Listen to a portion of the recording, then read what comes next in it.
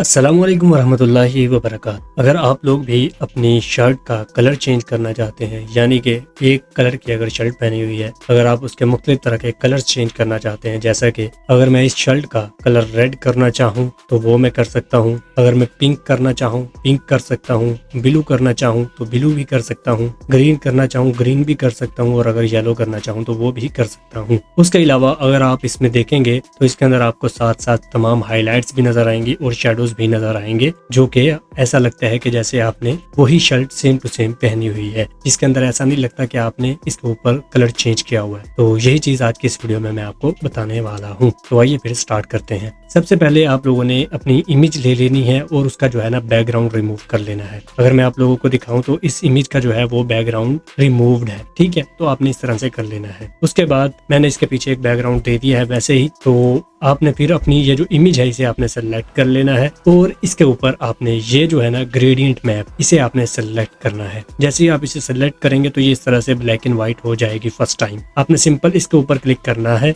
जैसे ही आप इस पर क्लिक करेंगे आपने इधर ब्लैक वाली जगह पर आपने कोई डार्क कलर दे देना है, यानी कि जो भी कलर आप देना चाहते हैं उसकी तरह का आपने डार्क कलर दे देना है। जैसे अगर फर्ज करें मैं यहाँ पर ब्लू कलर लेना चाहता हूँ तो मैं यहाँ से ब्लू का ये वाला हिस्सा लूंगा डार्क वाला और इसे मैं यहाँ से ओके कर दूंगा। इस साइड पर क्लिक करते हुए यहाँ पर मैं ब्लू का लाइट वाला हिस्सा ले लूंगा, यानी कि ऊपर वाला हिस्सा बिल्कुल, और यहाँ से मैं इसे सिंपल ओके कर दूंगा। ओके करने के बाद मैं इसे यहाँ से भी ओके कर देता हूँ और उसके बाद आपने ये जो बटन है इसके ऊपर आपने सिंपल क्लिक कर देना है। जैसे आप इस पर क्लिक करेंगे तो आपका जो इमेज है, जो सब्जेक्ट है, सिर्फ वही सेलेक्ट रह जाएगा। तो इसी वजह से आप लोगों को पहले बैकग्राउंड रिमूव करने का कहा था। अगर बैकग्राउंड रिमूव नहीं करना आता तो कमेंट कीजिएगा, नेक्स्ट वीडियो उसके ऊपर आ जाएगी। अच्छा, अब आपने क्या करना है, ये जो ग्रेडियंट मैप है आपने इस जगह पर ये जो व्हाइट डब्बा बना है इसके ऊपर आपने क्लिक करना है और कीबोर्ड से कंट्रोल आई को प्रेस करना है। तो ये इस तरह से आपके पास मतलब कि सेम टू सेम पहले वाली इमेज आपके पास आ जाएगी। अब आपने इस ब्लैक बॉक्स को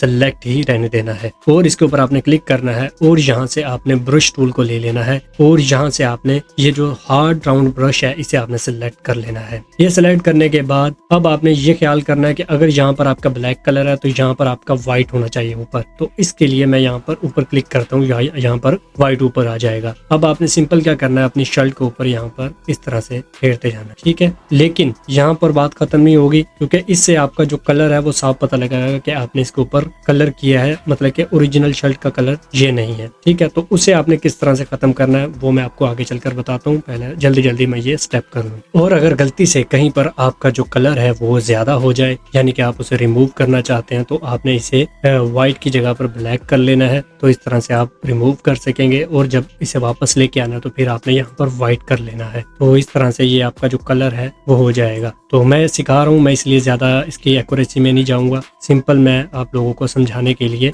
जल्दी जो भी हो रहा है उसी तरह से करके आगे नेक्स्ट स्टेप करते हैं। तो इस तरह से मैंने कुछ इसके अंदर कलर फिल कर दिया है, लेकिन इसका साफ पता लग रहा है कि ये मतलब के ऊपर कलर चेंज किया हुआ है। तो उसे खत्म करने के लिए अब हमने नेक्स्ट जो स्टेप करने हैं उन्हें आपने बड़े ध्यान से देखना है। उसके बाद आपने यहाँ से ये जो टूल है कर्व के नाम से, इसे आपने सेलेक्ट करना है और फर्स्ट टाइम आपने पहले इस बटन के ऊपर क्लिक कर देना है और यहाँ से आपने इस तरह से इसे ऊपर की तरफ ले जाना है और यहाँ से आपने इसे नीचे की तरफ ले आना थोड़ा सा, ठीक है। ये करने के बाद आपने इसे इसी तरह से छोड़ देना है और यहाँ पर आपने क्लिक करने के बाद कंट्रोल आई प्रेस कर देना है, ठीक हो गया। और उसके बाद एक और कर्व लेंगे हम और यहाँ से पहले वाला वही स्टेप इसके ऊपर क्लिक करेंगे, लेकिन इस टाइम हम ऊपर की तरफ नहीं जाएंगे, इस टाइम हम नीचे की तरफ आएंगे और यहाँ से हम इसे इस तरह से कुछ लेके जाएंगे और यहाँ से इसे बंद करेंगे और कंट्रोल आई कर देंगे। अब आप लोगों को जहाँ पर हाईलाइट्स चाहिए वहां पर आप लोग ये जो नीचे वाला इस बॉक्स के ऊपर आप लोग क्लिक करेंगे और यहाँ से आपने ब्रश ले लेना है अपना और यहाँ से अब हमने सॉफ्ट वाला ब्रश लेना है, ये वाला सॉफ्ट राउंड वाला,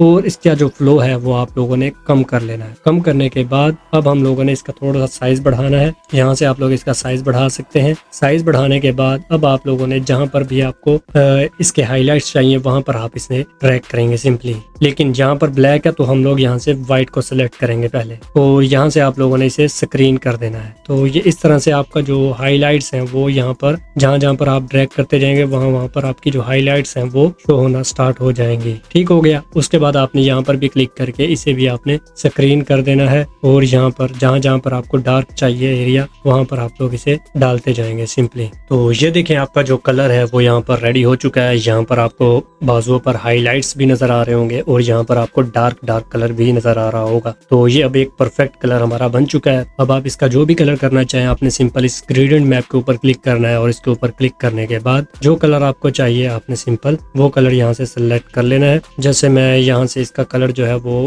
पिंकिश लेना चाहता हूँ, तो ये देखें जी, यहाँ से मैं डार्क में लूंगा इस साइड पर और इस साइड में मैं लूंगा लाइट में। तो कुछ इस तरह से आपका जो कलर है वो चेंज हो जाएगा। तो इतना आसान है इसके अंदर कलर चेंज करना, बस इसके अंदर थोड़ा सा आपने सिलेक्शन का ख्याल रखना है। तो अगर आप लोगों को वीडियो अच्छी लगी है, हेल्पफुल लगी है और समझ आई है तो वीडियो को लाइक करें और चैनल को सब्सक्राइब कर दें।